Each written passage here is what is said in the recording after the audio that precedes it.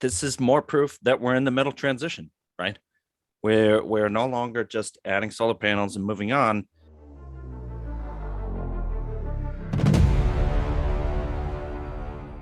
Well, hello, ladies and gentlemen. Today is April 21st, Earth Day Eve. Happy Earth Day Eve, everybody. I'm Eric Claney. I am Lucas Finko. And together we are the casually dressed in black Pirates of Clean. Garg. Everyone used to wear coats and fedoras, and we were like, oh, let's step it up a little bit. Now we're slumming it. Well, when are you going to heal up so we can get the old pirate background that we so love? It'll come soon. I start my physical therapy tomorrow. Mr. Trusty, my walker, is right here to get me by until then, but feeling better every day. The knee is getting better, so hopefully in a few weeks I'll be a little bit more mobile and I'll be back up in the office upstairs. So awesome. Somehow the sun is still setting in New York behind me. So there's no sun today. It's pretty cloudy out here in the Hudson Valley of New York City, New York. How you doing, Lucas? Good? I'm good. What do you have for us this week, Eric? What's going on?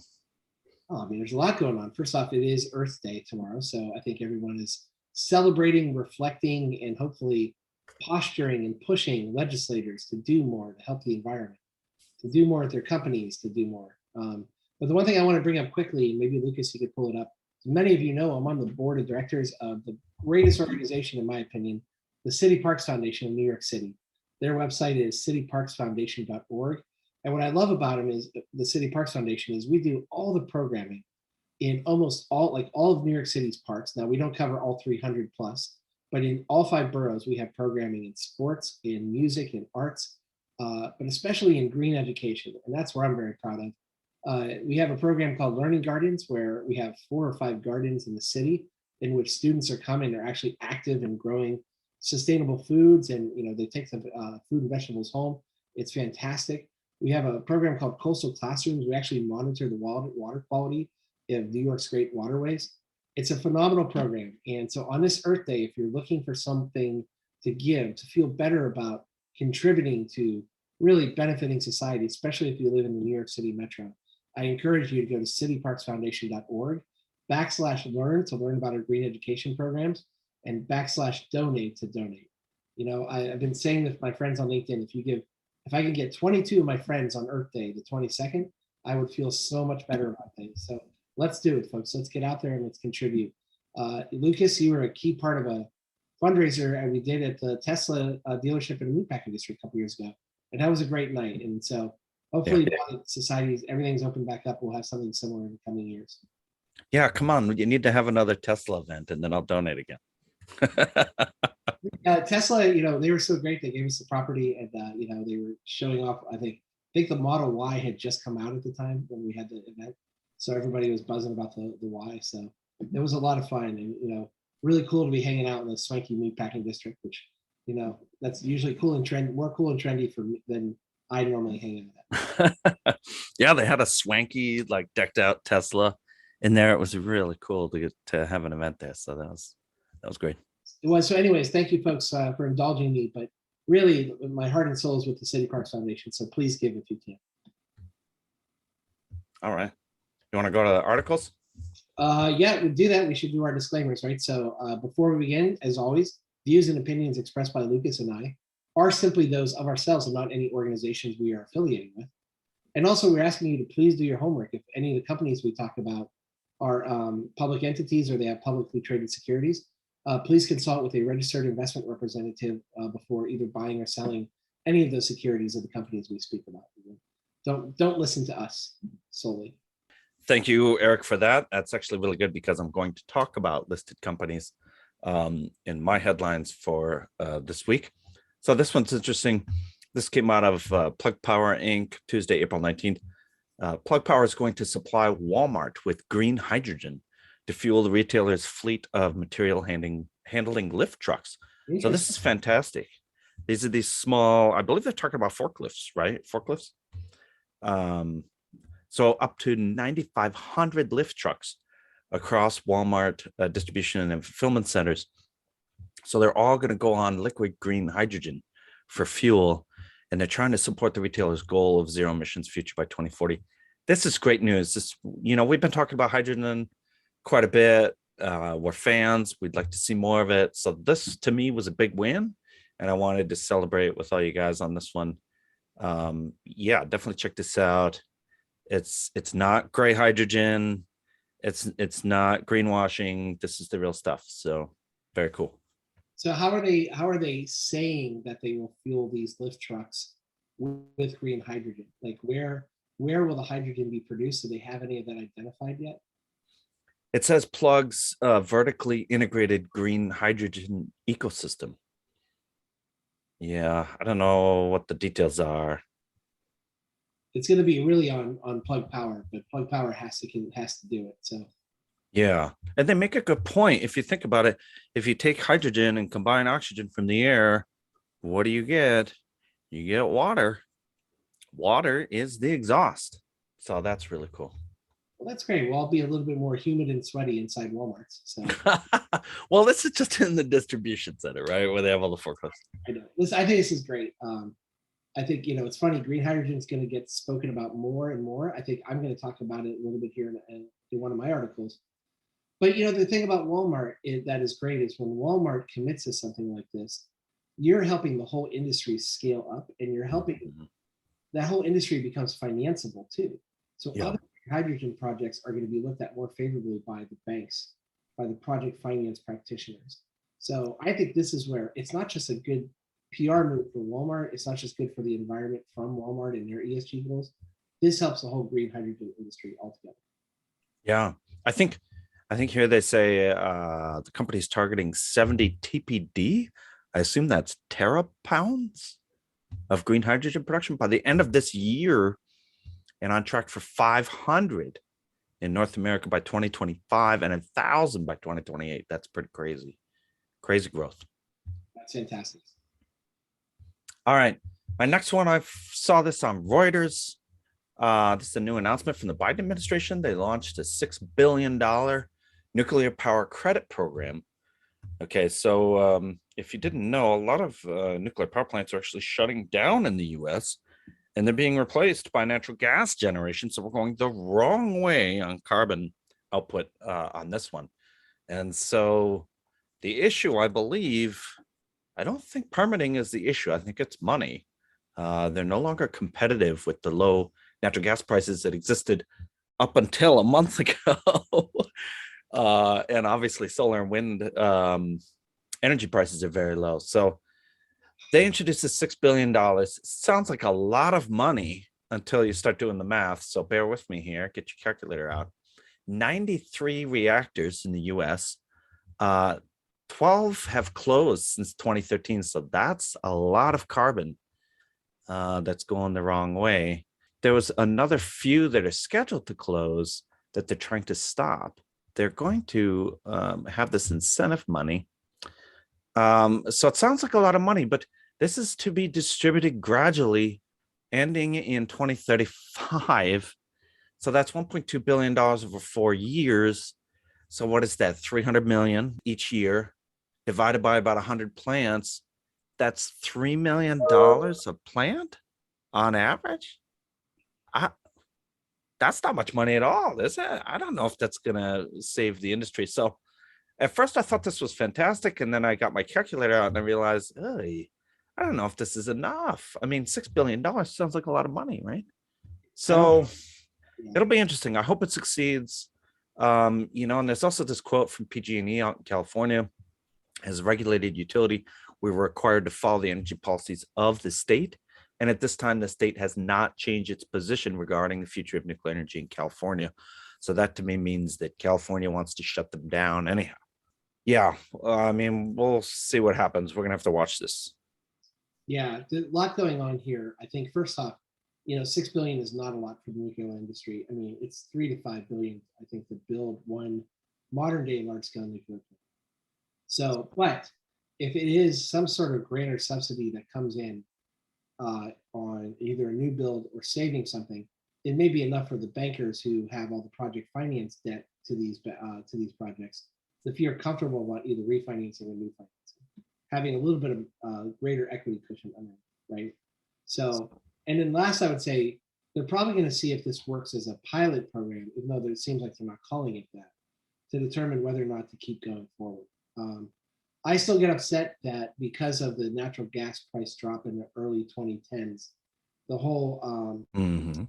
modular nuclear industry went to pot. Everyone stopped their R&D, and all of a sudden, the idea of taking coal plants offline and in the same physical spot, putting in an SMR and plugging right into that grid, that all went away. And I wish that would come back because I think gas prices are going to stay up for the next couple of years. And regardless of whether they go up and down, we got to start taking long term. And I think those are supposed to be a little cleaner too from a nuclear waste standpoint. Nuclear is going to be part of the solution. We need to solve these problems in the next 5 years. We don't have enough time to debate about nuclear when nuclear works and nuclear is safe. Knock on wood, the U.S. has been very good about safety in nuclear for a while. Let's hope it stays that way. Mhm. So, yeah, it's a good article. I enjoyed it. I mean, it does give me hope that somebody at least sat down and looked at how to get to zero emissions in the power grid by 2035 and started noticing some things that they had to do. So I guess that's a good sign. And if that's true, willing to bet you're going to see some more stuff coming out really soon. So We need in that regard, it's encouraging you. Have you ever noticed now in modern sports broadcasts that they always have like a retired umpire from the sport in like the New York office or whatever? And so when there's a questionable call, they always go to that guy. You and I need to have somebody from Princeton on standby with that big document we talked about a year and a half ago Mhm. about the great roadmap to 2050. Yep. Because I'm curious what that Princeton document said about nuclear, because honestly, I don't remember. We're gonna have to go back and look. But yeah, I totally agree with you. Like somebody needs to be saying, we need nuclear as part of the solution. Here's why. Otherwise, we can't get there. And if that's the case, then we have to get on board about promoting nuclear.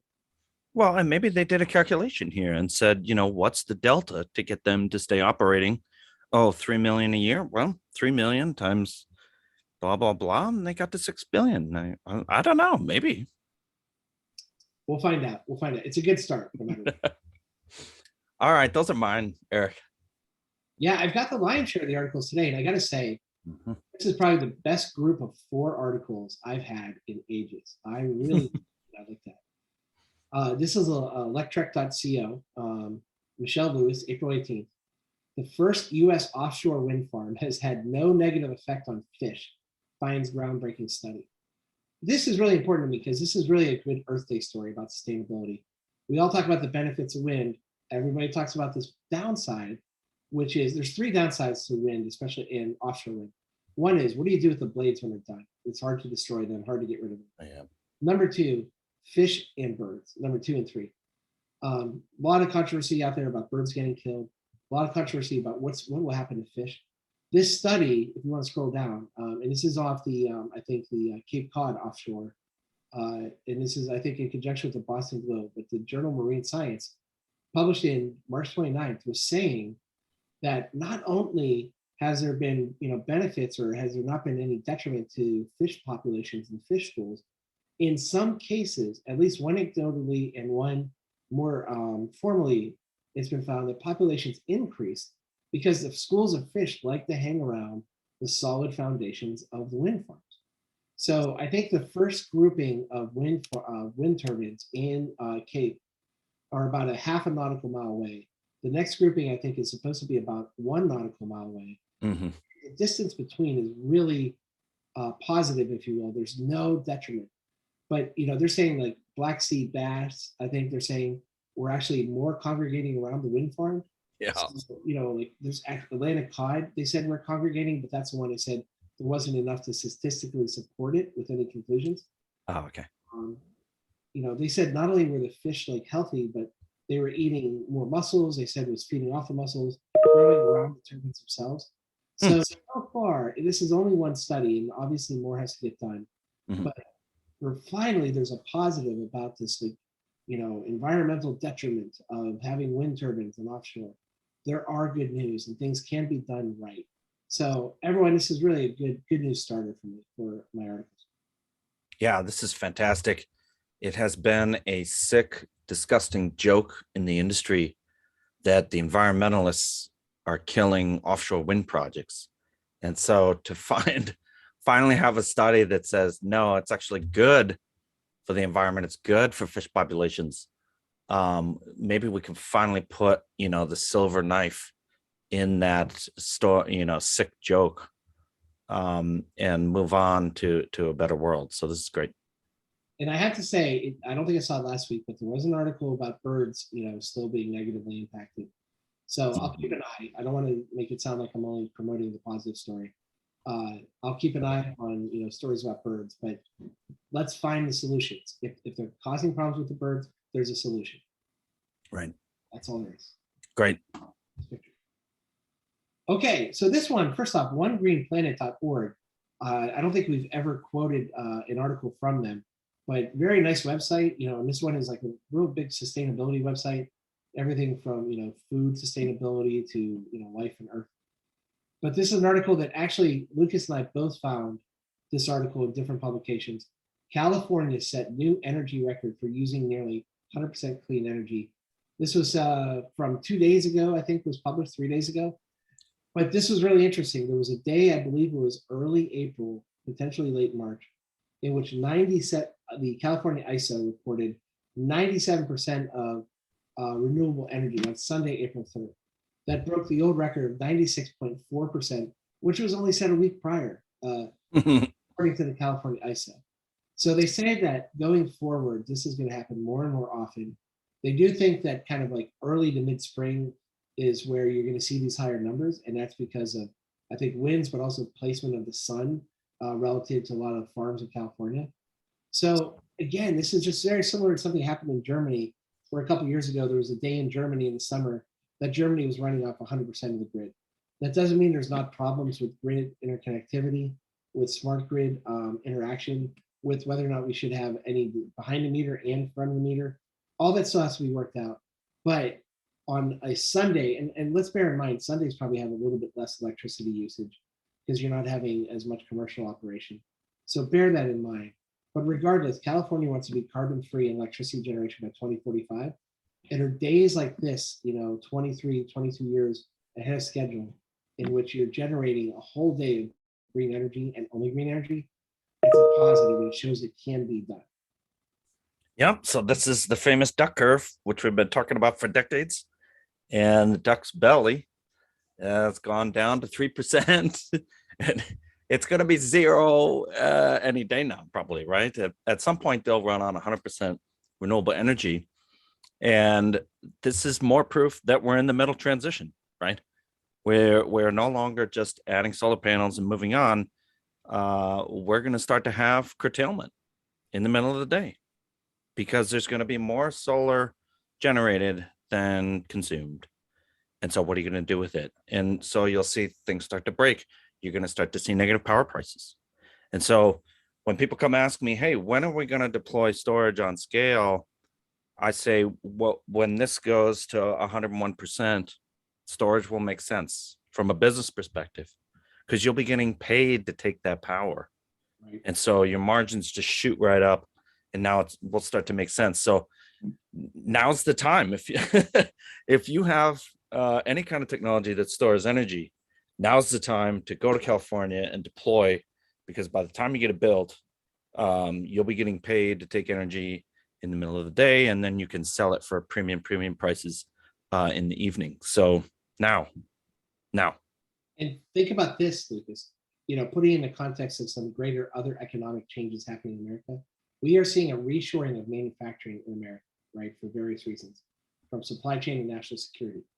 Think about the cost of manufacturing. One of the biggest impediments years ago, especially in here in the Northeast, electricity costs.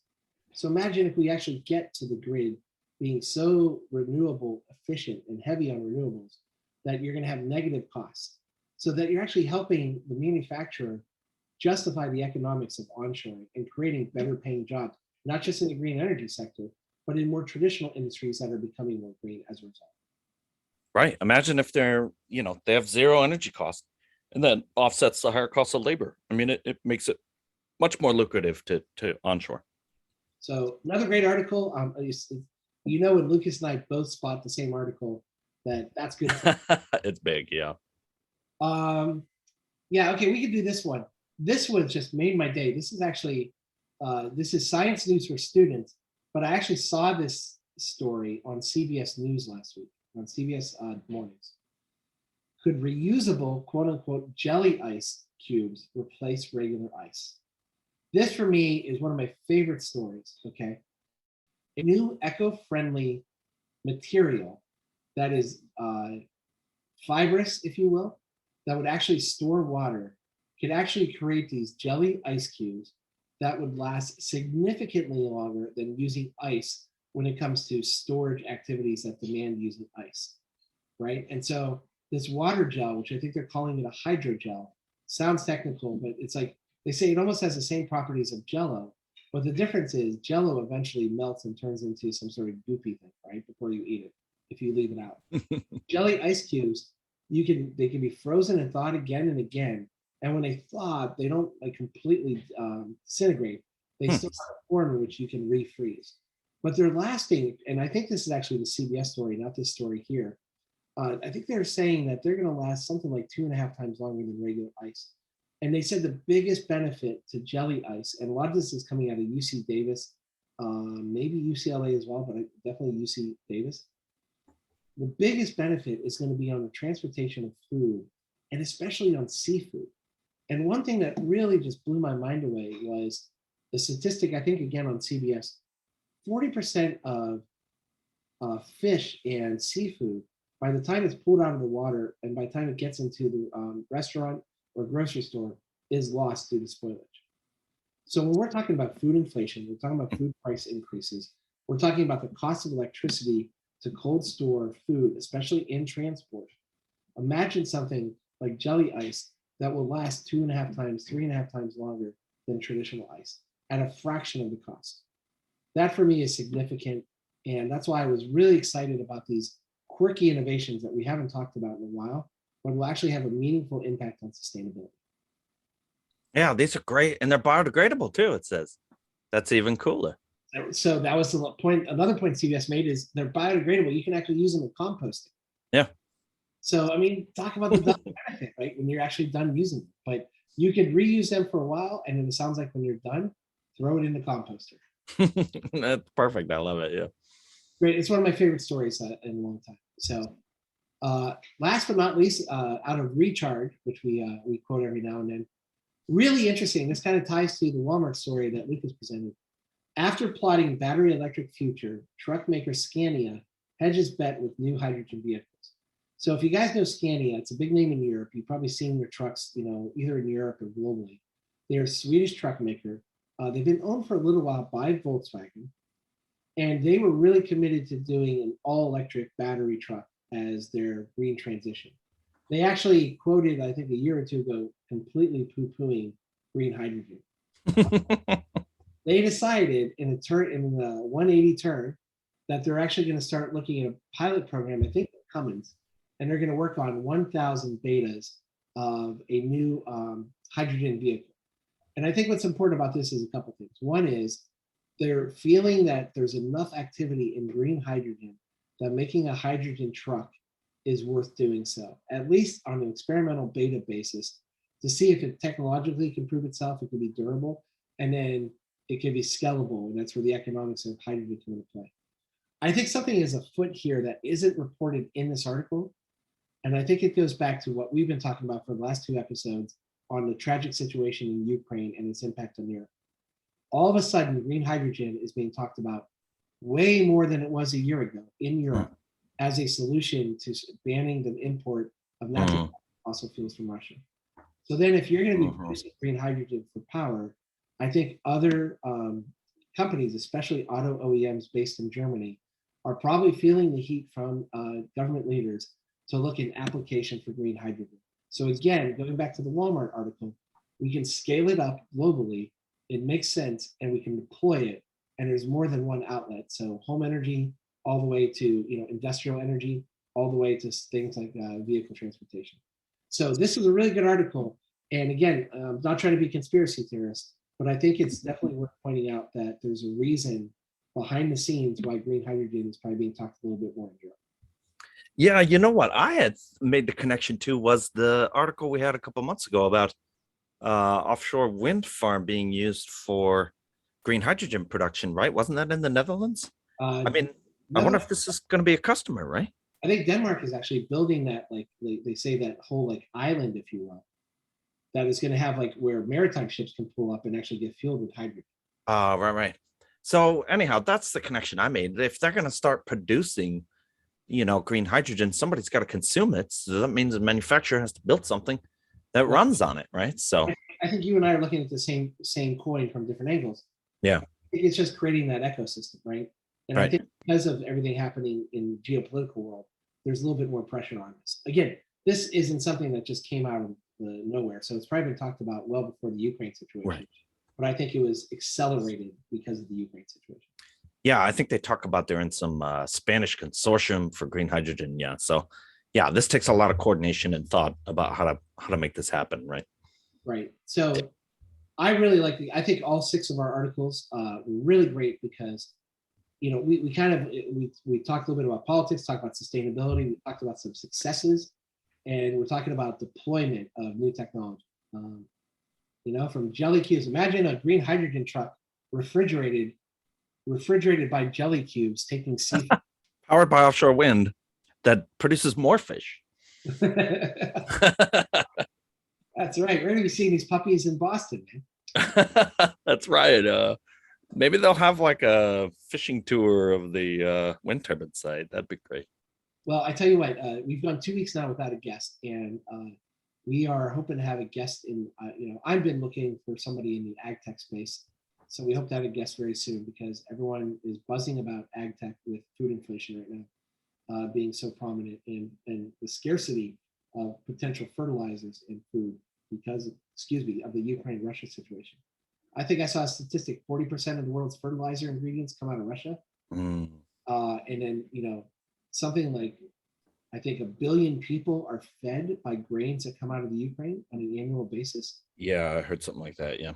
And hats off. Let's salute the Ukrainian farmers, especially most Ukrainian farmers. The breadbasket is in eastern Ukraine, where all the fighting is still taking place. And they were showing farmers wearing flak jackets, getting into their tractors and working every day. So, let's salute these people because we have it so much easier, and we shouldn't take for granted what we're doing. So when people are going to be complaining about the cost of food, just imagine this Ukrainian farmer getting his product to market with artillery flying over his head. Yeah. Crazy. Yeah, that's a good point. Well, great week, man. Great articles. Lucas, why don't we talk a little bit about where people can go to find us, promote us, enjoy us, love us? Yeah, you can find us on your favorite podcasting site. We're on most podcasting sites.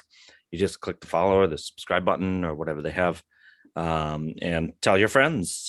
Tell your friends if you found this engaging or interesting, and ask them to subscribe. We're also on YouTube if you want to go through the articles with us and see our beautiful faces. Just go to YouTube, search for Pirates of Clean Tech, hit subscribe, and then make sure you click the alarm bell, and comment on the video if you have a comment. We'd like to hear from you.